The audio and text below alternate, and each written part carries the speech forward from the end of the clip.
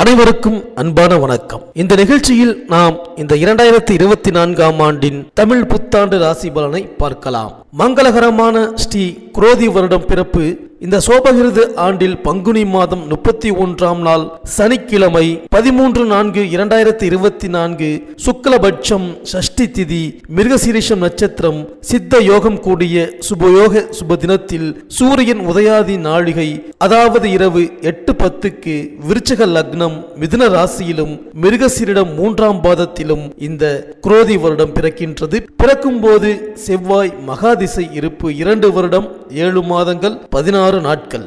இந்த குரோதி வருடம் முழுவதும் மழை குறைவாக இருப்பதும் எதிர்பாராத நேரத்தில் அதிக மழை நீர் சேமிப்பின்றி கடலில் கலக்கும் நேரும். இந்த ஆண்டு மத்திய மாநில அரசுகள் பல சட்டத்திட்டங்களை நிறைவேற்ற நேரும். ஆன்மீகம் நன்றாக வளரும். யோகா வகுப்புகள் நடத்துபவர்களுக்கு தொல்லைகள் ஏற்படும். மருத்துவம் தானியம் காய்கனி மளிகை உணவு விலை அதிகரிக்கும். காவல்துறையில் பல மாற்றங்கள் ஏற்படும். அரசியலிலும் பல புதிய மாற்றங்கள் ஏற்படும். பொதுமக்களிடையே பணப்புழக்கம் அதிகம் இருக்காது. பொருளாதாரத்தில் சிறப்பு குறைவு. சித்த மருத்துவத்தில் தமிழ்நாடு முதலிடம் வகிக்கும். இந்த ஆண்டு ராஜா செவ்வாய் ஆனதால் உலகில் உள்ள நன்சை புன்சை நிலங்களுக்கு நல்ல உயர்வான வளர்ச்சி கிடைக்கும். குரோதி வருஷத்தில் மந்திரி சனி ஆனதால் மக்களுக்கு கடுமையான நோய்கள் ஏற்பட்டு பீதி உண்டாகலாம். மழை குறையும். தொழில் வளர்ச்சி அடையும். தொழிலாளர்கள் கை ஓங்கி இருக்கும். குழந்தை மனமும் எதையும் வெகுளியாக நம்பும் குணமும் கொண்ட கன்னிராசி அன்பர்களே, உங்களை பொதுவாகவே அனைவருக்குமே பிடிக்கும். உங்களின் கண் பார்வையே அனைவரையும் எளிதில் கவரும். உங்களின் பேச்சும் எளிதாக பிறரை வசப்படுத்தும். எதையும் தீர்க்கமாக ஆராய்ந்து முடிவு எடுப்பதில் நீங்கள் வல்லவர்கள். உங்களின் வெற்றி என்பது அவ்வளவு எளிதில் உங்களுக்கு கிடைத்து விடாது.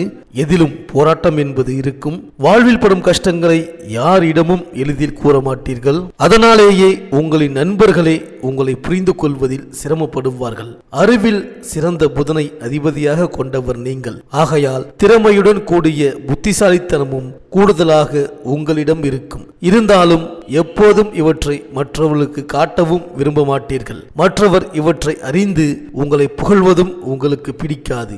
எப்போதும் உங்களின் வாழ்வில் வெற்றி தோல்வி என்பது சகஜம் என நிதானமாக இருப்பதில் வல்லவர் நீங்கள். ஆகையால் தோல்வி என்பது அதிகமாக இருக்காது. கன்னி ராசிக்காரர்களை பொறுத்தவரையில் பிறரை எளிதில் தன் வசம் செய்யும் திறன் இருக்கும். அதுவும் எதிர்பாலினத்தவர்களை கவர்வதில் தனித்திறன் இருக்கும். இதனாலேயே அதிக காதல் வசப்படுவதும் உண்டு. அதிக காதல் திருமணம் செய்வதும் கன்னிராசிக்கே முதலிடம்.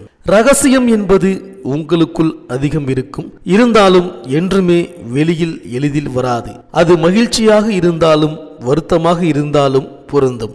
வரவு செலவில் அதிக கவனம் செலுத்துவீர்கள். கடன் எளிதில் வாங்க மாட்டீர்கள். உதவுவதில் முதன்மை குணம் உண்டு. சேமித்த பணம் உதவிக்கு தருவதும் உண்டு.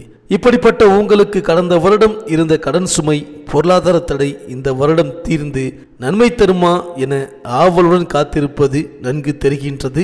இந்த குரோதி வருடம் தமிழ் புத்தாண்டு வாழ்த்துக்களை கூறிக்கொண்டு இந்த புத்தாண்டின் கிரக நிலைகளையும் அறிந்து அவை தரும் பலன்களை அறியலாம். கன்னியா ராசிக்கு தமிழ் புத்தாண்டு ஆரம்பத்திலேயே உங்கள் ராசியில் கேது பகவான் நின்று ஞானத்தை தரப்போகின்றார் என்பதை காட்டும் வேளையில் மற்ற கிரக நிலைகளையும் பார்க்கலாம். உங்கள் ராசிக்கு 6இல் செவ்வாய் மற்றும் சனி, 7இல் புதன் சுக்கிரன் மற்றும் ராகு, 8இல் சூரியன் குரு. இப்படிப்பட்ட கிரக நிலைகளே உங்களுக்கான வருட பலன்களாக தீர்மானிக்கின்றன.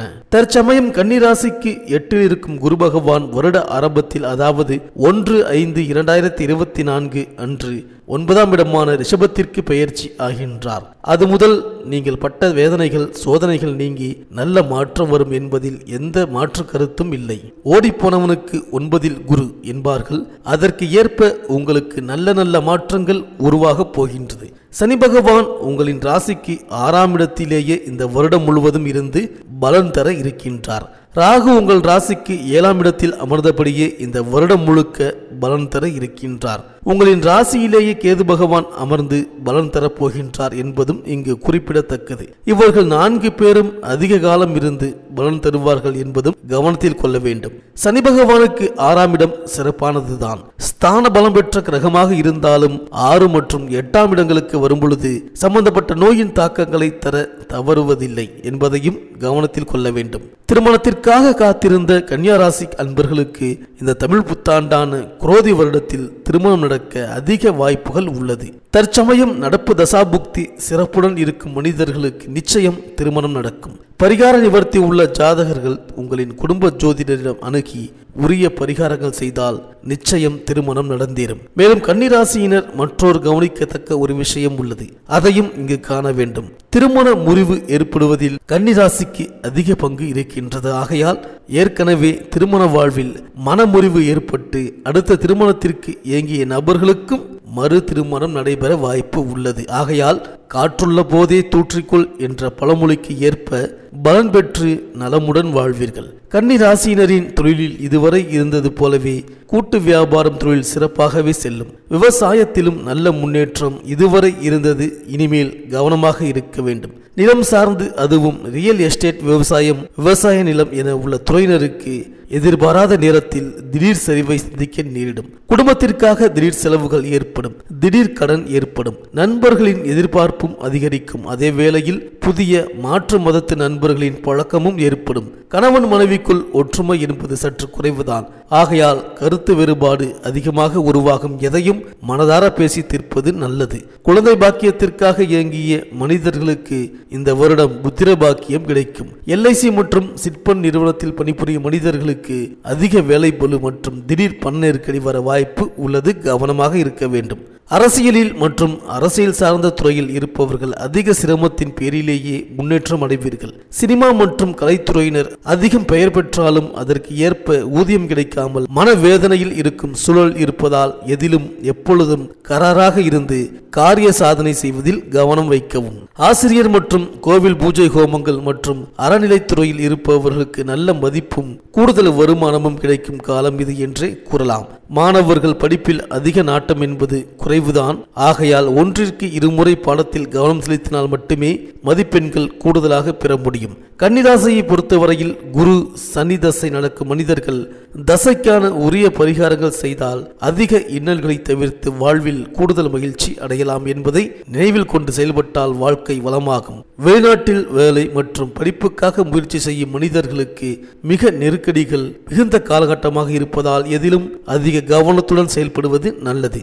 உடல்நல தொந்தரவு என்பது கன்னிராசியினருக்கு வலுவாக இருப்பதால் சிறு உடல்நல தொந்தரவு வந்ததும் உடனேயே மருத்துவரை நாடுவது நல்லது. சனி ராகு பாதிப்பு அதிகம் இருப்பதால் உரிய பரிகாரம் செய்து நன்மை பெறுங்கள். இந்த வருடம் கவனம் அதிகம் தேவையுள்ள ராசிகளில் உங்களது ராசியும் ஒன்று என்பதை மறவாமல் இருந்து வலம் வாருங்கள். சனிக்கிழமை அன்று பிச்சைக்காரர்களுக்கு அன்னதானம் செய்வது சிறப்பு தரும். சனீஸ்வரருக்கு நெய்விளக்கு ஏற்றி சனிக்கிழமை அன்று 19 வாரங்கள் வழிபாடு செய்வது சிறப்பு தரும். ராகு காலத்தில் துர்க்கை சன்னதியில் இலுப்பை எண்ணெய், நெய் இரண்டையும் கலந்து மாதம் ஒரு முறை விளக்கேற்றி வந்தால் ராகுவினால் ஏற்படும் தோஷம் விலகும். 48 நாட்கள் ராகு காலத்தில் ஏழைகளுக்கு முடிந்த அளவு அன்னதானம் செய்வது சிறப்பு தரும். இந்த வீடியோ உங்களுக்கு பிடிச்சிருந்தா லைக் பண்ணுங்க, உங்க ஃப்ரெண்ட்ஸ்களுக்கு ஷேர் பண்ணுங்க. நம்ம சேனலை தொடர்ந்து பார்க்க மறக்காம சப்ஸ்கிரைப் பண்ணுங்க. பக்கத்தில் இருக்கிற பெல் ஐக்கானை கிளிக் பண்ணிக்கிங்க. மீண்டும் அடுத்த வீடியோவில் சந்திப்போம். நன்றி, வணக்கம்.